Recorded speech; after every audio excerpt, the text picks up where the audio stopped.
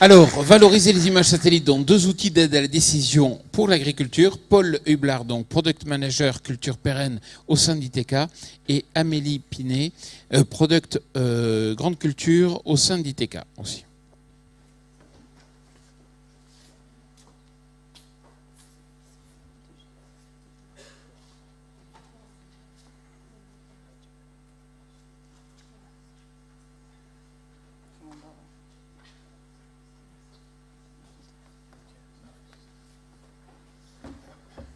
Bonjour à tous.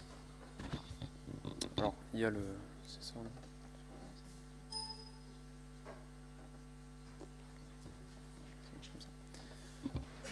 Bonjour, donc ce sera une présentation en duo avec ma collègue Amélie pour évoquer la valorisation des images satellites dans deux outils d'aide à la décision développés par ITK, l'outil Vintel et l'outil CropWin.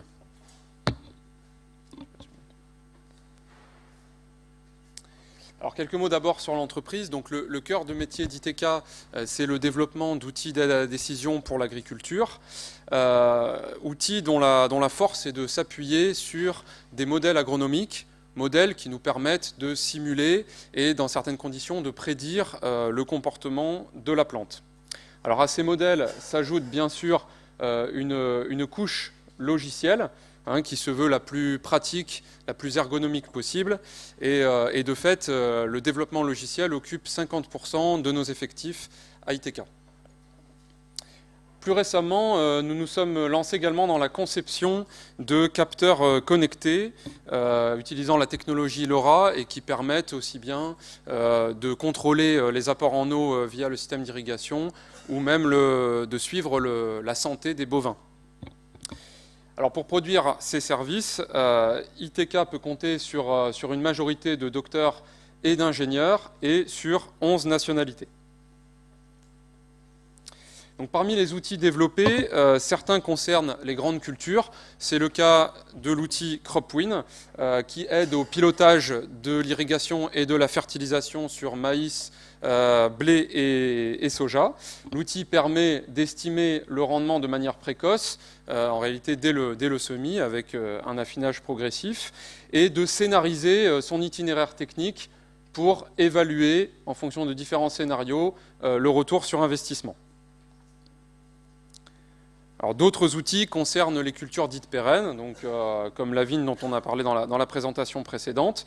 C'est le cas de l'outil Vintel, qui permet d'optimiser le pilotage hydrique à la parcelle à partir des leviers disponibles, donc typiquement l'irrigation, même si pour des non-irrigants, d'autres leviers comme l'enherbement peuvent être évoqués. Et optimisation de l'itinéraire hydrique en fonction également de l'objectif de production. On pourra en reparler. Alors, ces outils fonctionnent à partir de données météo et de paramètres ou de variables qui sont mesurées sur le terrain. Et donc, l'utilisation d'images satellitaires n'est pas un prérequis au fonctionnement de ces outils, mais on va le voir, ça peut être un très bon complément.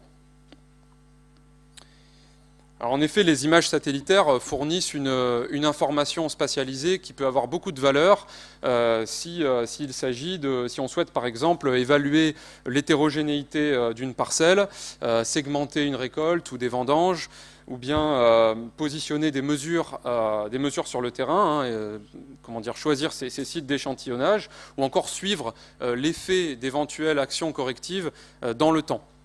Mais il faut le dire que ces images satellitaires ne permettent pas à elles seules de faire un diagnostic complet, c'est notre position, et de remonter en fait finalement aux causes du problème. De cette variabilité, est-ce qu'il s'agit d'un problème d'alimentation hydrique? Est-ce qu'il s'agit d'un problème d'alimentation azotée, potassique? Également aussi, quel sera l'impact de cette variabilité sur mon rendement final ou sur la qualité de ma récolte, et surtout quelle action possible ai-je à ma disposition. Donc pour répondre à toutes ces questions, nous pensons qu'il est important d'intégrer ces images au sein d'outils plus larges qui prennent en compte non seulement les pratiques culturales, mais aussi les spécificités de chaque culture. Donc, comme l'a dit Paul, à la base de nos outils de décision, il y a des modèles agronomiques qui, en fonction de certaines entrées, comme par exemple les caractéristiques de sol ou le climat, vont être capables de simuler le fonctionnement du sol et de la plante. C'est grâce à cette modélisation du continuum sol-plante-atmosphère qu'on est capable de prédire des variables d'intérêt, comme par exemple le rendement, le statut azoté ou hydrique, mais également de faire des recommandations, dans Vintel par exemple des recommandations d'irrigation. Donc une des manières de coupler les images satellites avec ce type de modèle, premièrement, c'est d'utiliser les images pour spatialiser les sorties d'intérêt. Donc par exemple, passer d'un rendement moyen prédit à la parcelle à une carte de rendement. On peut aussi utiliser les images pour mieux estimer les entrées, qui sont très importantes, puisque la qualité des entrées détermine la qualité des sorties. Et on peut aussi utiliser les images pour avoir une meilleure estimation des paramètres de notre modèle. Et ceci est possible parce que, comme on a des modèles mécanistes, on peut assimiler dans les modèles des valeurs biophysiques, comme le LAI, qu'on peut calculer à partir des images sentinelles. Et donc, le fait d'améliorer à la fois les entrées et la valeur des paramètres, ça nous permet d'améliorer la qualité de prédiction de nos modèles. Donc je vais vous illustrer un travail qui a été réalisé dans le cadre de CropWheel sur la spatialisation du rendement moyen. Donc il s'agit de l'outil américain qui donc aux États-Unis s'appelle R7 Field Forecasting, qu'on développe pour la coopérative Winfield United. L'objectif de cet outil, c'est de proposer dès le début de la saison aux producteurs de maïs, de soja et de blé une estimation des stress à venir en eau, en azote et en potassium. Et c'est aussi un outil qui permet de prédire le rendement dès le début de la saison et d'avoir une évaluation agroéconomique des pratiques culturales. Donc l'idée dans cet outil, c'était d'arriver à valoriser la prédiction du rendement en l'associant avec des cartes de NDVI pour proposer à l'utilisateur une spatialisation du rendement prédit. Ce que vous voyez ici, c'est... Sur la maquette, ce que vous voyez, c'est... Voilà. La carte, la visualisation de l'application, où donc l'utilisateur peut se connecter à l'application. Il vient sur l'onglet lié au satellite, et dès qu'il a une première carte, une première image NDVI qui est acquise sur sa parcelle, on lui propose une spatialisation du rendement prédit, ce qui lui permet d'identifier les zones de faible rendement prédit, ici en rouge, et les zones de fort rendement prédit. Donc pour proposer cette fonctionnalité dans l'application, on a dû développer un modèle de spatialisation qui vient lier les images et des NDVI qu'on a captées et les sorties de notre modèle mécaniste, comme par exemple le rendement moyen simulé à la parcelle. Ce modèle de spatialisation, il nous permet de calculer et de produire une carte de rendement qu'on appelle prédite. Et pour évaluer la qualité de notre modèle de spatialisation, on a comparé les cartes de rendement prédites avec des cartes de rendement observées. Donc, au total, on a entraîné et on a évalué le modèle sur 277 parcelles aux États-Unis et sur 3 années, 2014, 2015 et 2016. Et les résultats étant très satisfaisants, la fonctionnalité est proposée en test dès cette année aux producteurs américains. Je vais laisser maintenant Paul vous présenter le travail fait sur Vintel. Donc l'outil Vintel, je l'ai dit, permet d'estimer en temps réel le statut hydrique de la vigne, principalement à travers 2 indicateurs plantes que sont le potentiel hydrique de base et le potentiel hydrique foliaire à midi. Donc 2 indicateurs plantes qui sont simulés par le modèle. Alors l'objectif pour ceux qui ont la possibilité d'irriguer, ça va être de maintenir donc le potentiel hydrique de base, qui est la courbe noire simulée ici, au sein de la zone verte, cette zone verte représentant l'itinéraire hydrique optimal que l'on souhaite suivre durant la saison. Cet itinéraire hydrique, il est défini par l'utilisateur en fonction de l'objectif de production, donc qu'il soit plutôt quantitatif avec le rendement ou qualitatif avec un type de vin souhaité. Alors, lorsque le potentiel hydrique de base sort de la zone verte, eh bien, l'outil calcule un besoin en eau à apporter dans les 5 prochains jours pour pouvoir remonter au sein de cette zone verte. Donc, pour les non-irrigants, l'outil va fournir quand même un recul sur les conditions hydriques de la saison, sur le potentiel qualitatif aussi de la vendange et également sur l'influence des autres leviers que sont potentiellement l'enherbement ou la conduite du feuillage. Donc on voit ici les 3 petits points qui collent plus ou moins à la courbe de potentiel de base simulée sont des mesures de chambre à pression. Mesures de chambre à pression qui peuvent être effectuées pour contrôler que le modèle fonctionne correctement. Donc en général, ce sont des mesures qu'il est nécessaire de faire lors de la première année d'utilisation, mais il faut reconnaître que suivant le nombre de parcelles à échantillonner, ça peut vite se révéler assez coûteux en temps.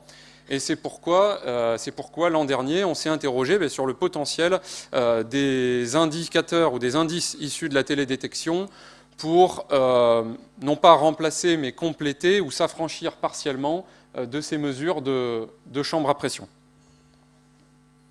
Alors je vous propose un petit détour par la théorie. Donc lorsqu'une contrainte hydrique apparaît, on peut espérer pouvoir observer une diminution du contenu en eau des feuilles, et on peut espérer aussi accéder à cette variable via des indices comme le simple ratio. Donc là, on sort un petit peu du simple NDVI.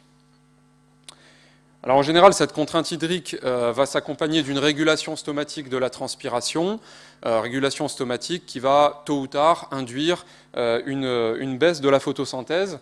Et c'est cette diminution de la photosynthèse qu'on va pouvoir utiliser également pour accéder au statut hydrique de la vigne via des indicateurs issus de la télédétection. Donc en premier lieu, cette diminution de la photosynthèse va mener à un ralentissement, sinon même un arrêt de la croissance végétative. Donc là, on retrouve certains indicateurs, certains indices comme le NDVI ou des variantes qui permettent de capturer ce ralentissement de la croissance végétative. Mais cette diminution de la photosynthèse va aussi entraîner des mécanismes dits photoprotecteurs, puisque l'énergie solaire reçue par les photosystèmes va se retrouver en excès, puisqu'il y a moins de photosynthèse, avec ce que ça peut entraîner de dommages sur les cellules. Et du coup, la plante va mettre en place des mécanismes de dissipation de la chaleur, notamment via le cycle de ce qu'on appelle les xanthophiles, qui sont ces pigments jaune-orange. Et il se trouve que certains indices, lorsqu'on a la possibilité d'utiliser certaines bandes spectrales, permettent d'accéder directement à l'activité de ces xanthophiles. Donc c'est une deuxième voie d'accès indirecte au statut hydrique de la plante. Et enfin, on peut aussi s'attendre à une baisse de la teneur en chlorophylle des feuilles, et là encore, certains indices, comme le Tecari Osavi, permettent d'accéder plus ou moins directement à cette teneur en chlorophylle, et donc indirectement au statut hydrique de la vigne. Alors on a réalisé une première étude qui se voulait avant tout exploratoire, afin d'évaluer l'intérêt de ces différents indices et puis d'autres indices aussi qui ne sont pas sur le slide, l'intérêt de ces indices pour le suivi du statut hydrique de la vigne. Donc cette étude d'ailleurs qu'on a réalisée avec une étudiante de la formation agrotique de Supagro, donc dans le cadre de son stage de fin d'études. Donc l'étude a porté sur 23 parcelles situées en France et aux États-Unis, ce qui a permis de capturer un spectre de pratiques culturales et de conditions pédoclimatiques assez variées. Alors un premier challenge, on va dire, ça a été de s'affranchir, en fait, donc on l'a vu dans la présentation qui a précédé, de s'affranchir des contraintes liées à la croissance végétative et à l'enherbement des interrants, puisque c'est là, comme on l'a vu, ça induit quand même une perturbation du signal observé par les satellites qui est non négligeable.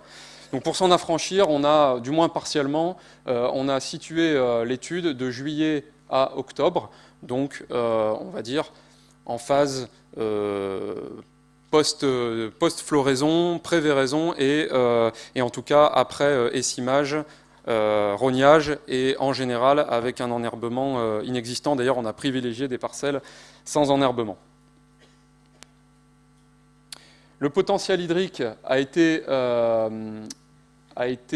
mesuré à midi, puisque je rappelle que le satellite Sentinelle, donc oui, je ne l'ai pas dit, mais là on a utilisé des données de Sentinelle, une heure de passage qui est proche, si je ne me trompe pas, de 10h, 11h du matin. Donc on a pensé que c'était on va dire que l'indicateur potentiel hydrique à midi avait le plus de potentiel par rapport à ce passage du satellite. Et enfin, on a moyenné les indices à l'échelle de chaque parcelle. Alors on voit ici les résultats obtenus sur une des 23 parcelles, donc ça n'est qu'une parcelle, et pour 3 indices de végétation uniquement. Donc ces résultats, ils sont encourageants, en particulier pour le PRI et le simple ratio. Donc on voit en ordonnée le potentiel hydrique à midi et en abscisse les indices de végétation. Donc là, pour les deux premiers, la corrélation est significative. C'est nettement moins le cas pour le Técari au Savi. Alors, ce qu'il faut dire, c'est que ici, on regarde une parcelle. Si on regarde les résultats obtenus sur l'ensemble des 23 parcelles, en fait, un tiers, on va dire, de cet échantillon de parcelles a montré ce type de relation. Ça n'est pas rien. Et ça laisse 2 tiers de cet échantillon pour d'autres études futures, et en particulier pour comprendre pourquoi cette relation n'a pas pu être observée ailleurs. Ce qu'on peut noter à ce sujet, c'est que la corrélation entre les indicateurs, les indices de télédétection et les indicateurs plantes type potentiel hydrique à midi ont été d'autant plus significatifs que le spectre des stress et des potentiels hydriques balayés durant la saison était important. Donc sur des vignes très irriguées et avec une contrainte hydrique très légère, en général, la corrélation était très faible. Oui, j'ai fini. Alors enfin aussi, je tiens à dire que malgré la richesse spectrale de Sentinelle, qui est très importante, il a fallu faire certaines approximations, puisque les bandes spectrales nécessaires au calcul de ces indices n'étaient pas toujours disponibles. Donc on a souvent pris des bandes spectrales voisines ou les plus proches possibles. Et du coup, là, ça induit aussi une incertitude supplémentaire. Donc pour conclure, en perspective, pour l'outil Vintel, la prochaine étape, ça va être de pouvoir afficher des cartes de végétation dans un premier temps sans couplage avec le modèle, ne serait-ce que pour pouvoir suivre dans le temps l'évolution donc du statut végétatif, de l'expression végétative, et ça permettra aussi aux utilisateurs de Vintel d'optimiser leur choix de site suivi par Vintel au sein de chaque parcelle. Ensuite, les objectifs, ils seront l'assimilation des dynamiques de croissance foliaire, avec ce challenge qu'il faut vraiment noter sur les cultures en rang, qui est la prise en compte de l'enherbement et de l'interrang, et puis la spatialisation, enfin, des sorties du modèle agronomique. Alors pour l'outil CropWin, cette spatialisation des sorties, elle est déjà disponible, donc pour le rendement en particulier, elle est déjà disponible aux États-Unis. Et les prochaines étapes, ce sera surtout l'assimilation de produits biophysiques comme le LAI dans le modèle de croissance foliaire et également la détection donc, des propriétés du sol à partir des réflectances. Voilà. Merci beaucoup.